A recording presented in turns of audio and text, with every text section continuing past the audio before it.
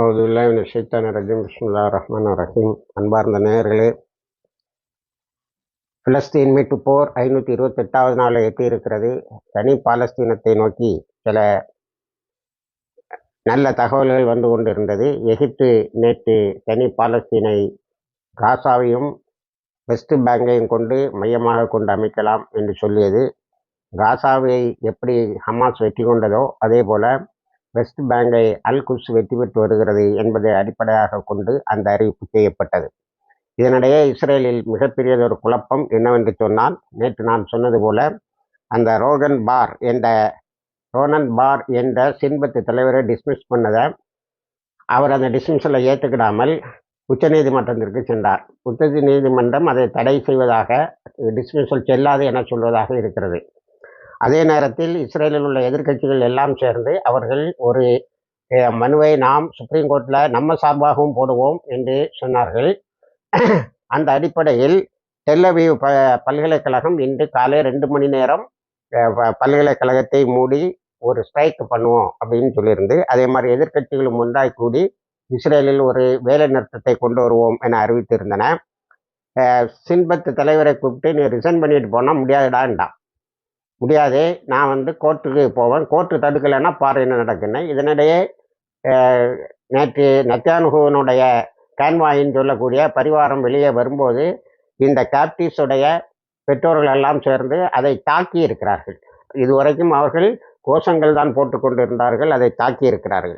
இதையெல்லாம் மையமாக கொண்டு நேற்று இஸ்ரேலிய பத்திரிகைகள் முழுவதும் the kingdom is collapsing within, நெத்தன்யாஹுவினுடைய சாம்ராஜ்யம் அழிகிறது என்றே தலைப்பிட்டன.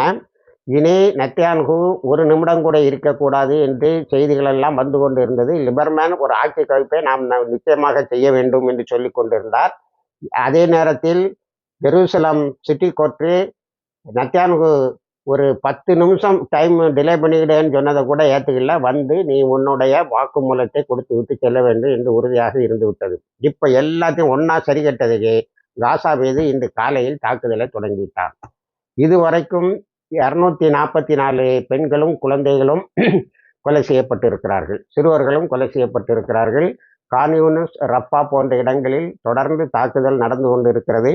நான் இந்த செய்தியை சொல்லிக் கொண்டு இருக்கும் போதும் இந்த தாக்குதல் நடந்து கொண்டே தான் இருக்கிறது. தனக்கு பிரச்சனை வருகிறது, தான் அழிந்து விடுவோம் என்று தெரிந்தவுடன் இப்பொழுது யுத்தத்தை தொடங்கிவிட்டு என்ன சொல்கிறான் என்று சொன்னால், இப்பொழுது நான் சின்பத்து தலைவரை டிஸ்மிஸ் பண்ணலை, ஏன்னா ஃபீல்டில் இப்போ உள்ள தாக்குதலை ஒருங்கிணைப்பதற்கு அவர் தேவைப்படுகிறார் அப்படின்னு சொல்லி மொத்தமாக இந்த யுத்தத்தை காட்டி தன்னை காப்பாற்றி கொள்ள முயற்சி செய்கிறான். இதுவரைக்கும் தன்னுடைய சுயநலத்துக்காகவே யுத்தத்தை நடத்தி கொண்டு இருந்தான். இது காலையில் இருந்தே இந்த தாக்குதல் நடைபெற்று கொண்டு இருப்பதால் ஹமாஸு பாலஸ்தீன் ஜிஹாதை திருப்பி தாக்கியதாக இதுவரைக்கும் தகவல் இல்லை. ஆனால் அவர்கள் நிச்சயமாக திருப்பி தாக்குவார்கள், இஸ்ரேலை அழிப்பார்கள். கூத்திஸு இந்த யுத்தம் தொடங்கினால் நாங்களும் தலையிடுவோம் என்று சொல்லி இருந்தார்கள். அவர்களும் தலையிடுவதற்கு, அவர்களும் தாக்குதலை தொடங்குவதற்கு வாய்ப்பு இருக்கிறது. இதனிடையே வெஸ்ட் பேங்கில் நேற்று துக்காராமில் 200 ஃபேமிலியை அடித்து விரட்டியிருக்கான். அவங்க என்ன பண்ணியிருக்காங்கன்னா வெளியில் வந்துட்டாங்க. அல் குட்ஸ் போய் இஸ்ரேலிய இராணுவத்தை அடித்து விரட்டிக்கு பிறகு ரீஎன்ஃபோர்ஸ்மெண்ட்ஸ் வந்தது. அந்த மக்கள் வீட்டில் இருந்த பொருட்கள்லாம் எடுத்துகிட்டு வெளியில் போயிட்டாங்க. இன்னும் சிலர் வீட்டில் இருந்த பொருட்களை எடுத்து வெளியில் போகிறதுக்கு முன்னாடி அவர்களை அங்கே வைத்து தாக்கி இருக்கிறார்கள். அல் குட்ஸ் திருப்பி தாக்கி இருக்கு. அதனால் வீட்டில் உள்ள பொருட்களை கூட அவர்கள் வெளியே எடுத்துக்கொண்டு செல்ல முடியாத ஒரு சூழ்நிலை நேற்று ஏற்பட்டு இருந்திருக்கிறது. அதில் மிகப்பெரிய அளவில் அல் குட்ஸ் இறங்கி வேலை செய்திருக்கிறது. இதில் பாலஸ்தீன் அத்தாரிட்டி முனாஃபிக்கு சில பேரை அடையாளம் காட்டி கொடுத்துருக்கான். ஆனால் எந்த சேதாரமும் இல்லாமல் அல் குட்ஸ் அவர்களை மீட்டு கொண்டு சென்று விட்டது. ஜெனின்லையும் நேற்று அடி வாங்கிட்டு ஓடி இருக்கான், திரும்ப ரீஎன்ஃபோர்ஸ்மெண்ட்ஸை கொண்டு வந்திருக்கான். அங்கே வெஸ்ட் பேங்க் ஆல்மோஸ்ட் அவன் கையை விட்டு போகிற மாதிரி இருந்தது ஒரு மிக முக்கியமான காரணம். அதை வைத்து கொண்டு தான் எகிப்து நேற்று அறிக்கை விட்டு இருந்தது, வெஸ்ட் பேங்கையும் காசாவையும் கொண்டு நாம் தனி இண்டிபெண்டன்ட் பாலஸ்தீனை அமைப்போம் என்று சொல்லி இருந்தது. இது ஐக்கிய நாடுகள் சபை 48 கொடுத்த இடங்கள் தான் என்றும் அதையும் சொல்லி இருந்தது. இப்படி உலகத்தில் எடுத்த எந்த தீர்ப்புக்கும் நாங்கள் கட்டுப்பட மாட்டோம், நாங்கள் அப்பாவிகளை கொல்லுவோம், பெண்களையும் குழந்தைகளையும் கொலை செய்வோம், நீங்கள் அதை கண்டு பயப்படணும், அதுக்கு நீங்கள் சரணடையணும். ஹமாஸ் நேற்று அறிக்கை தெளிவாக விட்டுருங்க. என்னன்னா, நாங்கள் எதையுமே கேட்கல, எதை ஒத்துக்கொண்டீர்களோ அதுபடி நடந்து கொள்வோம் என்று தான் சொன்னோம். அவர்கள் அமெரிக்காவில் உள்ள சில பிணை கைதிகளை வெளியிட வேண்டும், சில உடல்களை தர வேண்டும் என்று கேட்டார்கள், தருகிறோம். 1110 பேரை நீங்க வெளியிடுவேன்னு சொன்னீங்க, வெளியிடுங்கள். ஆனால் என்ன செய்ய வேண்டும் என்றால் அந்த 2வது கட்ட பேச்சுவார்த்தைக்கு நாம் நகர வேண்டும். இது ஒண்ணுதான் எங்க கண்டிஷன். உணவுப் பொருட்கள் உள்ள வரணும். இதைத்தான் நாங்கள் சொன்னோம். ஒரு ஒப்பந்தத்தை போட்டுவிட்டு அதில் நாங்கள் அந்த ஒப்பந்தப்படியே நடக்கிறோம் என்று சொன்னது தவறா என்று ஒரு கேள்வியை இது பண்ணியிருக்கிறார்கள். இப்பொழுது அவர்கள் தாக்குதலை தொடங்கி இருக்கிறார்கள். நாங்களும் எங்களுடைய தாக்குதலை தொடங்குவோம் என சொல்லி இருக்கிறார்கள். ஹூத்திஸ் நேற்று அமெரிக்காவினுடைய 2 டெஸ்ட்ராயர் கப்பலை உடைத்திருக்கிறார்கள்.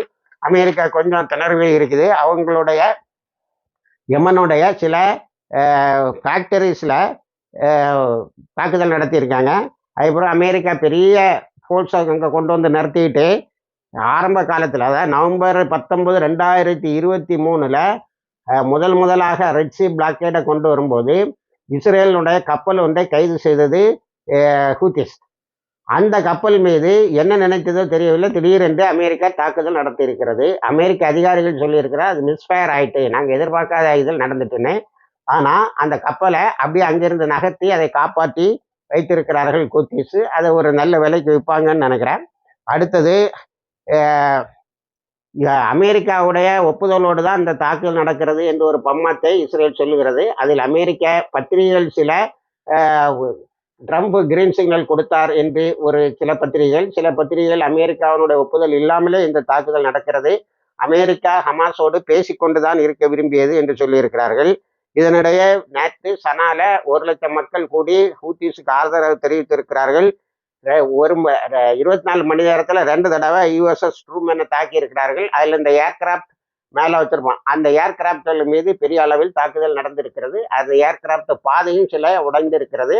ஹூத்திஸ் நாங்கள் தொடர்ந்து தாக்குவோம், யூஎஸ்எஸ் ட்ரூமனை மீண்டும் ரெட் சீயிலிருந்து இப்போ நர்சீனுடைய தெற்கு பகுதியில் ஓரமாக போய் நிற்கிது, நாங்கள் அடித்து அதை ரெட் சீல இருந்தே விரட்டுவோம் என்று சொல்லி இருக்கிறார்கள். இந்த பக்கம் நடந்த இந்த 244 பேர் படுகொலை இஸ்ரேலால் நிகழ்த்தப்பட்டது. இன்னும் இப்பொழுதும் தாக்குதல் நடந்து கொண்டிருக்கும் என்று தான் நினைக்கிறோம். அதற்கு ஹூத்திஸ் உடனே தாக்குதலில் இறங்குவார்கள் என்ன தேசியங்கள் கூறுகின்றன. இணைந்திருங்கள், எல்லா தகவலையும் கொண்டு வந்து சேர்க்கிறோம். வாஹிர் தவானா அல்ஹம்துலில்லாஹி ரப்பில் ஆலமீன்.